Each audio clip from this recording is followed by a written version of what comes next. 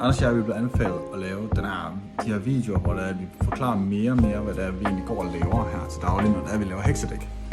Altså, lige nu står printerne og kører på højtryk. Og om 10 minutter skal jeg køre ned til Odense Bibliotek, fordi de har brætspilsdag.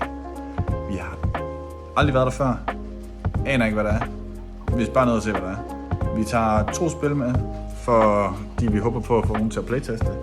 Og Heidi, min kæreste, har lavet de her kasser, som vi skal have de 2 spil pakket ind i, og så tager vi med derned. Så vi har lidt et mål om, at folk de kan se, hvordan det er, vi laver brætspil. Hvordan gør vi? Hvilke stadier er der? Lige nu er vi jo i playtest-fasen, hvor vi bare prøver på at få så mange folk til at spille spillet som muligt, så vi får lavet det bedste spil overhovedet. Derudover så er der nogen, der har fundet et guldkort og klaret missionen, så vi skal også have udleveret det første brev i dag. Så det er mega spændende. Nå, nu går turen mod biblioteket. Vi har pakket vores spil ind i plastikposer, hvor det ikke bliver pisse på det her lortevær. Sikke noget lortevær.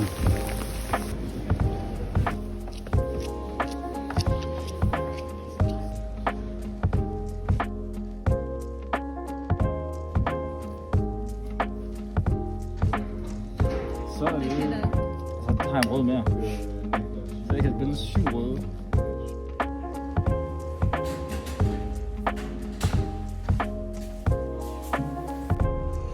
Så er vi færdige for i dag.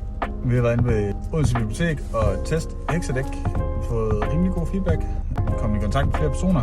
Og hvis du går derind, så ligger vores promokort derinde, så du kan få dit eget promokort. Og hvis I kunne tænke jer at prøve heksedæk, så skriv til os. Så laver vi en playtest-dag, eller vi sender spillet til jer, eller vi finder en eller anden løsning, så der I kommer til at spille det, fordi vi vil bare gerne have jeres holdninger, så vi kan få lavet det bedste spil muligt. Efter en lang dag hjemme igen, og bliver printet mønter i stor stil. Den her omgang er færdig om 41 minutter, så skal de næste 25 ture sættes i gang. Tak fordi I følger med.